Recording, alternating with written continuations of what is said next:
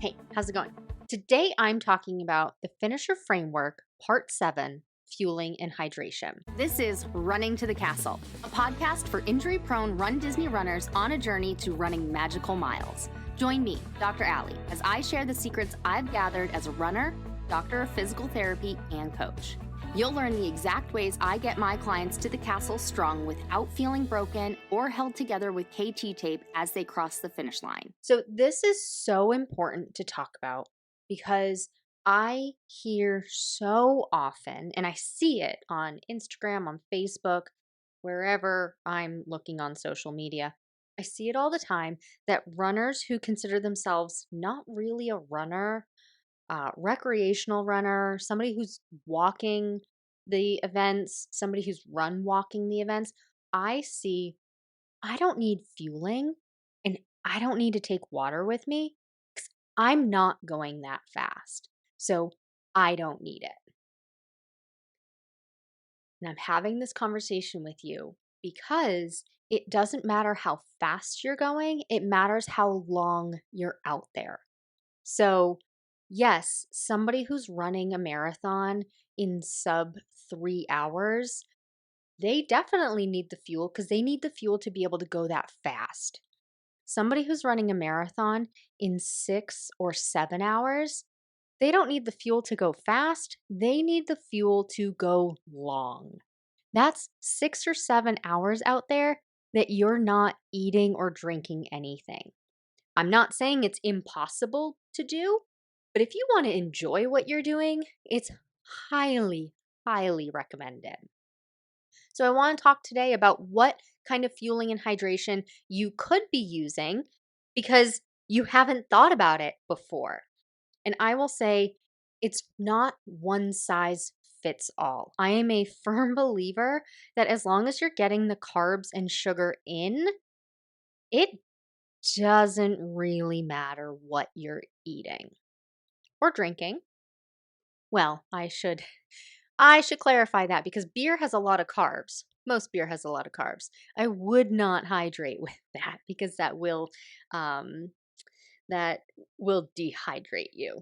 But it pretty much doesn't matter. Meaning it doesn't matter if you're using goo or gel or candy, scratch, liquid IV, drip drop, water with salt sticks. For the most part, you have a wide variety, and I want you to use that wide variety. I've had clients who do dopey, and their fueling is peanut butter pretzels. I have a client who loves cosmic brownies, and that was her, or is, she did the marathon last year, and I'm sure she'll use this again for future races.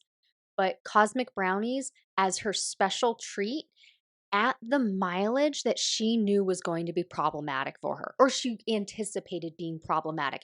Between mile 20 and 22, we anticipated she would need a burst of energy. She'd need something to look forward to, something to keep her going.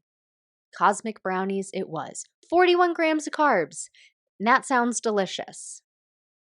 But other than that, if you want to use goo, if you want to use gel, if you want to use candy, if you want to use fruit, you can use what you want. Now, of course, you will hear registered dietitians talk about the differences in fructose, glucose, sucrose, and the differences that upset or don't upset your stomach. I will tell you this right now. I am not a registered dietitian. So the information I'm giving you is based on my personal testing or from clients who have tested it and reported back. I will not dive into the differences between the glucose, fructose, and sucrose. That is not in my wheelhouse. I don't know that information. But honestly, for what I need to be doing to help my clients and help myself, I don't need to know the differences. I think it's helpful that if you're having a tough time finding something based on you having a sensitive stomach, I think that's where glucose, fructose, and sucrose and the different types of carbohydrates come into play. But If you're not, if you're, maybe you're having some discomfort, some upset stomach with some things, but you do have other options and you're not, completely out and saying, "Oh, well, I've tried everything," and you have tried everything. If that's not your case, if you have found something, I don't know if it matters. Maybe it does. Maybe somebody can correct me. But I will say I'm not diving into that kind of thing. I'm going to dive into a little bit of when you should fuel and hydrate, what you can use to fuel and hydrate. Notice I say can use, not should use. Okay, can use. You have options here. If you do have particularities like sensitive stomach, specific nutrition guidelines, and you have only you're allergic to different types of foods, that's when I recommend going and working with a registered dietitian. But if you're run of the mill, can eat pretty much anything and aren't super picky, not allergic to things, don't get a sensitive stomach, you can probably try this information. So, I am not one for goo or gel. The consistency puts me off. I'll be honest, I've never tried them. Just the look of the consistency throws me off. I can't imagine me being able to intake that, even if I'm walking during a run. It's already making my stomach turn, just the consistency of it. So I haven't tried it. But I also haven't needed to try it because I found other things that work really well. When I first started running half marathons in 2013, ran them with my husband, different paces, but we trained relatively together or at the same time. And he was training for triathlons at that time. And so he was in a triathlon group, and a lot of them used Gatorade chews. So I started using Gatorade chews. Very tasty. They kind of melted in my mouth, so to speak. At first I thought they were going to be a little bit like Starburst, but consistency was not the same. So I used those for a while, but I never transitioned to goo or gel. I transitioned to straight candy because I realized for more bang for my buck, I could use candy, and I love candy. Oh my gosh, I love candy. So I will try whatever kind of candy I like.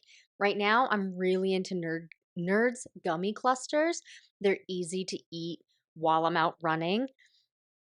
I've also used gummy bears in the past, Swedish fish, pretzels. What else have I used? I think those are the main things. Gatorade, and then liquid IV, hydration drinks, things like that. Oh, and I've been trying Pop-Tarts. So those are all delicious options and they have carbs. So it's working really well for me. And I have a whole list of different ones that my clients have used. And if you're in Stronger, Faster, Finisher, we have the fueling and hydration reference sheet and then the fueling and hydration prep sheet, where I have listed out a whole slew of different types of goo, food, candies that my clients have tried in the past. I've just been keeping a running list of ones that they use. I look up how many grams of carbs per serving there are, and I just have this running list. So we have things like gummy bears, liquid IV, banana, honey stinger chew, waffle, gel, exact bars, granola, Cliff Blocks, goo, frog fuel ultra, applesauce, cosmic brownies, mangoes, dried fruit, Swedish fish, Scratch Labs energy chews, pretzels, noogs. Never actually, I think a client added that one because I don't know what that one is. Sports beans, untapped salted raspberry, Haribo gummy bears, Nerds Gummy Clusters, fig bars, Pop-Tarts. And then we have hydration, liquid IV, drip drop, Scratch Labs hydration powder, Scratch Labs high carb, Cool Blue Gatorade. So a large list here for us. And there are many more. That's not an all-inclusive list. I just add to it when a client has something that they've tried, they enjoyed, I add it. And that's how I get my running list. But should you be using goo or candy? I used to think that the benefit of using something like goo or energy gels was because you could get more bang for your buck. That's not the right phrase. You could you could get more carbs in a smaller package. So you wouldn't have to carry as much. But right before I started recording this episode, I took three options: goo, Cliff Blocks, and Nerd Gummy Clusters to compare them. Goo has 23 grams of carbs. Cliff Blocks, 24 grams of carbs. Nerd Gummy Cluster, 24 grams of carbs.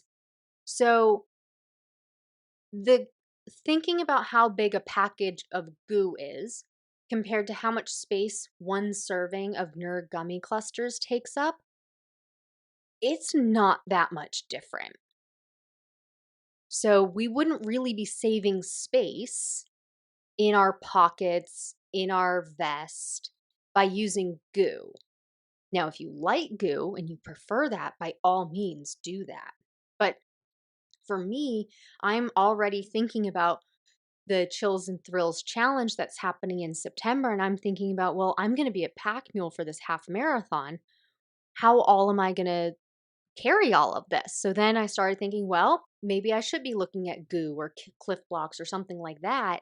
And really, it's not going to save me that much space. And for the price, I also just looked up the price difference. So for the price of goo per single goo, $2.58 on Amazon. So I looked it up, $31 for a 12 count. Now, I did not research multiple places.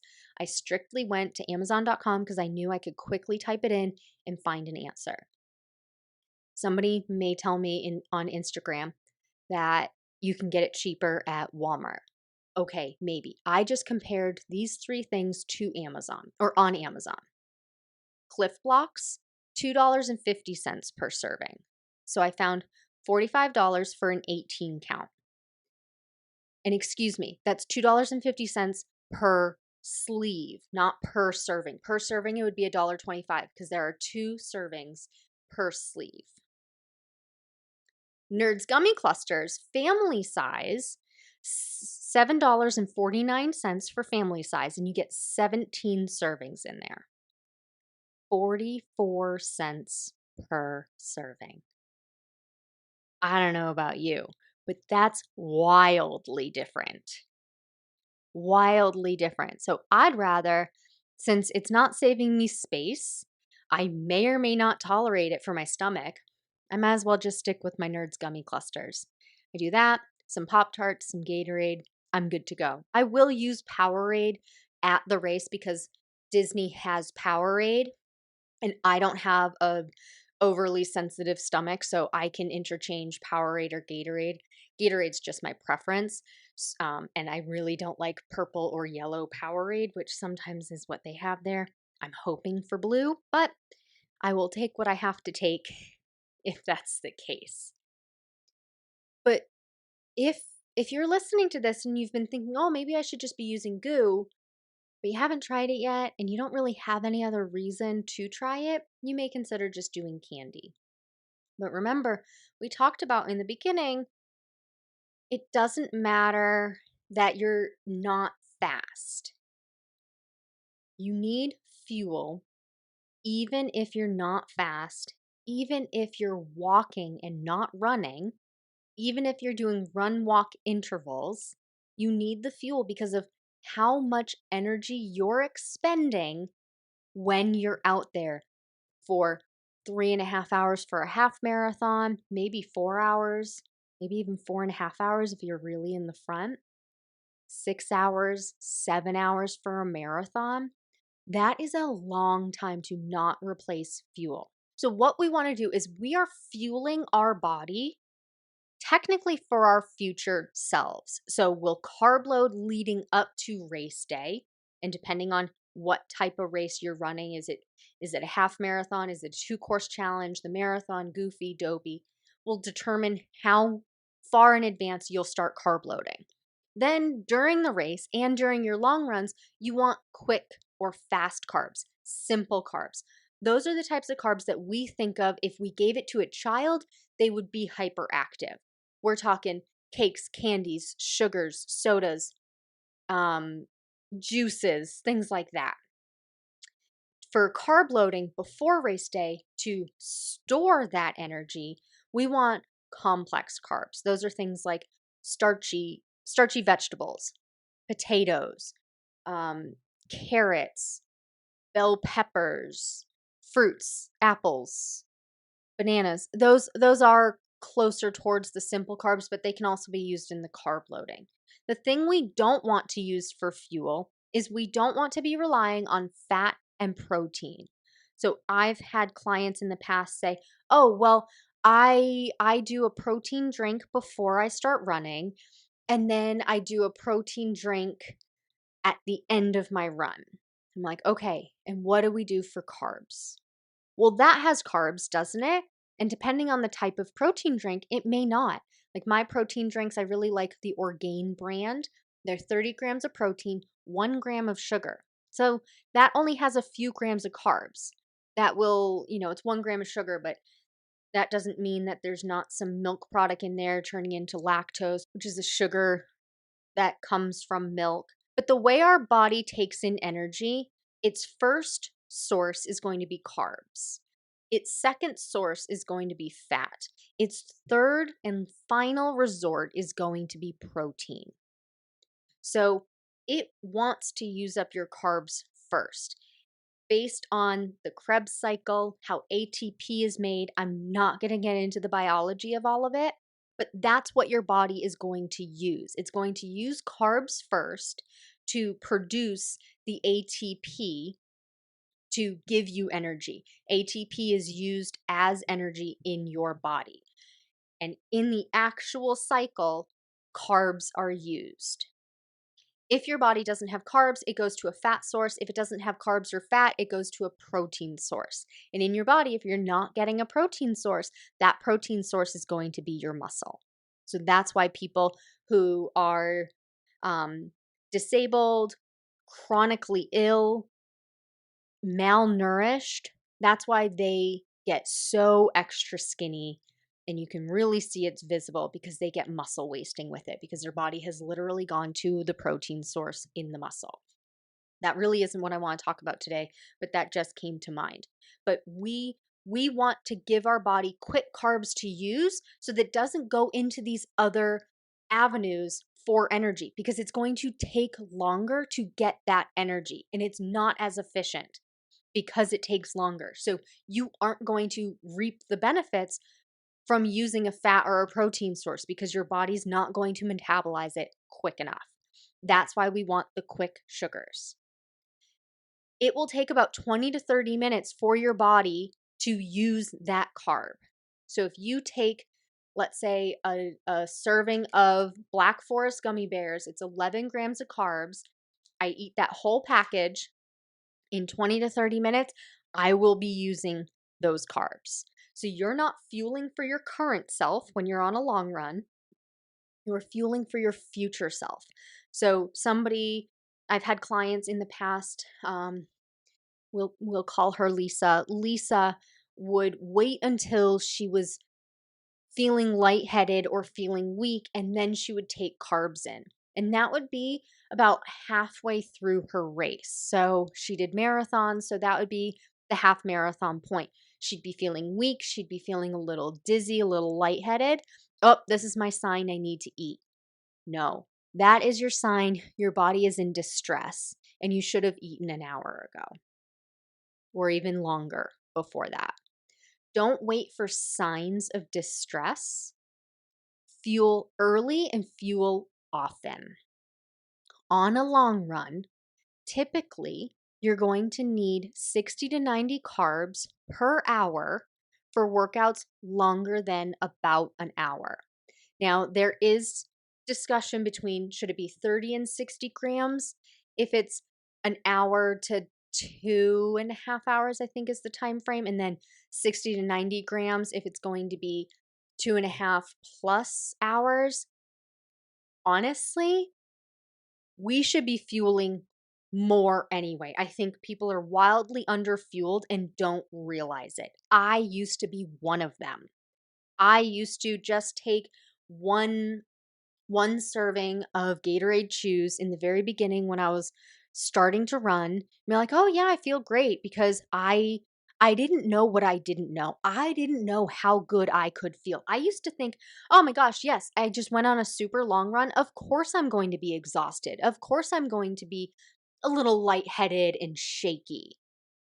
And then finally, I started fueling the right amount. I studied how much fuel I was supposed to be taking in.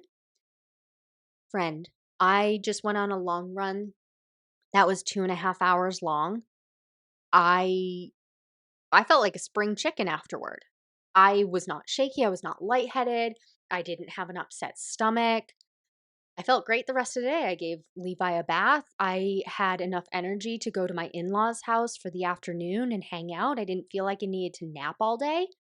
The only two things I did different was I started eating and I started running slower. But I know it wasn't the slow run because I have run slower before and still not fueled, and I felt crappy. You don't know how good you could feel until you try it. Go out and try it. Practice fueling 60 to 90 grams of carbs per hour for every long run or race that's going to be longer than an hour. I do recommend starting to fuel at 40 minutes or sooner. I start fueling at 20 minutes in because I'd rather start fueling a little bit early than have it be too late and I have to play catch up. And practice different fuels. Practice with Nerds Gummy Clusters. Practice with Cosmic Brownies. Practice with a Pop-Tart. Practice with goo or energy gels if you want to do that. Or Cliff Blocks, Gatorade Chews, whatever you want. And when you're fueling on your long run or in the race, walk when you fuel. No need to try and chew, breathe, and run at the same time. Just walk. And if you're doing run walk intervals, take in fuel while you're on your walking interval and just take it in smaller bouts, smaller amounts. You're going to feel like you're constantly eating and you're going to feel like you're a pack mule if you're fueling right. If you don't feel like you're constantly eating, you're probably not fueling enough. And to complement how much you're fueling, you can also use hydration drinks that have carbs in them. Scratch is a perfect example. And I just learned that Scratch has a high carb hydration.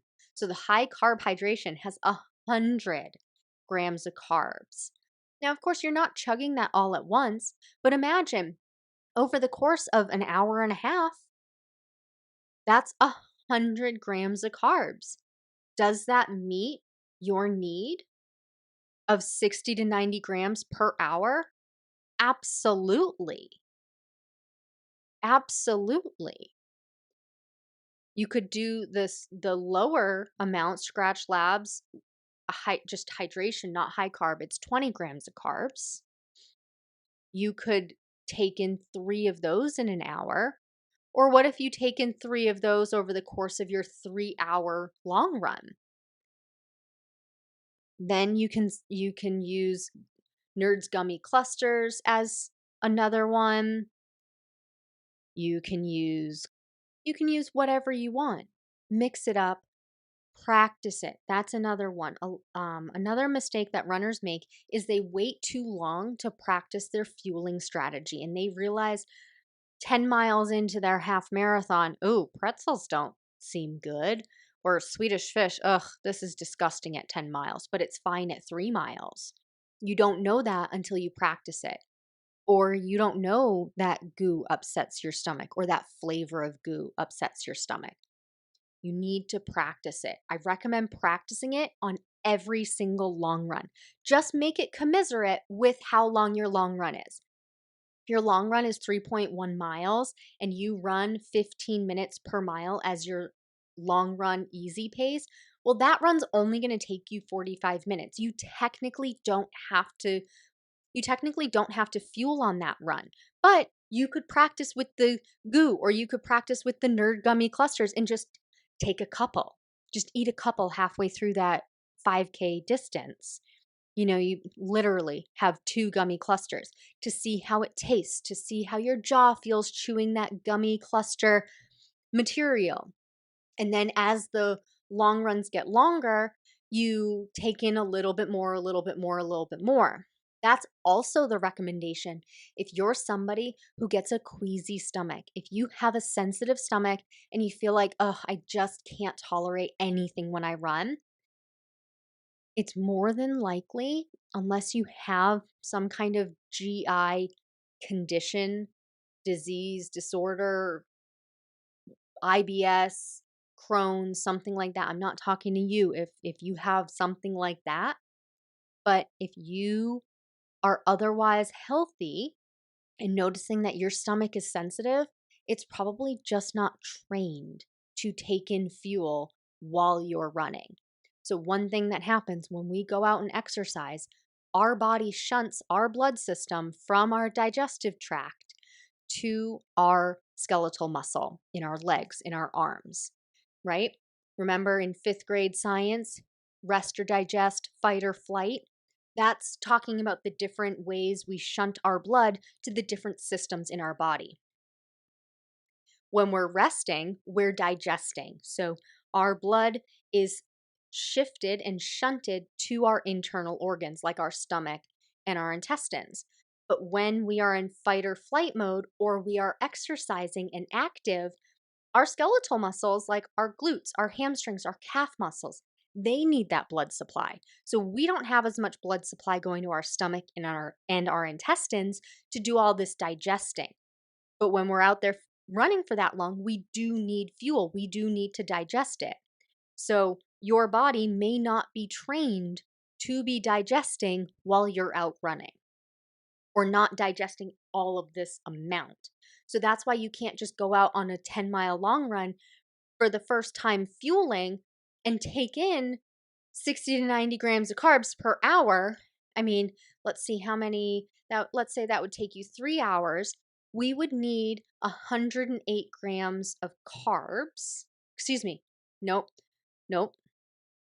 That is not correct. We would need about 180 to 200 grams of carbs, right? Because let's say 60 times 3, that's 180, or 90 times 3, that's 270. So let's split the difference and say we need 200 grams of carbs for a 3-hour long run. That's a lot of carbs to just suddenly put on your stomach if you've never trained it to do what it needs to do while you're running. So that's why I recommend, if you are going to be running half marathon, full marathon, dopey, goofy, 2-course challenges, train your body to take the fuel starting with your very first long run. And that includes hydration as well. So whether it just be water, practicing in the beginning, taking in water so that your body doesn't feel like it's sloshing all the water around when you go out for a run. Practice that. Practice the different hydration packets: drip drop, liquid IV, scratch. There are so many other ones. Noon, right? There are so many different ones that you can practice with. Find what you like. I have a client who does water and then takes salt tabs. Great, no problem. Find what works for you and practice using it. Please take what you've learned in this episode and use it to adjust your strategy for your Run Disney race training. The finisher framework isn't just a checklist. It's a smarter way to train so you finish strong, not broken. And if you want personalized guidance specific to your race, your injury history, your running background, and your goals, that's exactly what we do inside Stronger, Faster, Finisher. You'll get step-by-step instructions and a proven system to help you train smarter from start to finish. Join the waitlist today to be the first to know when it opens next.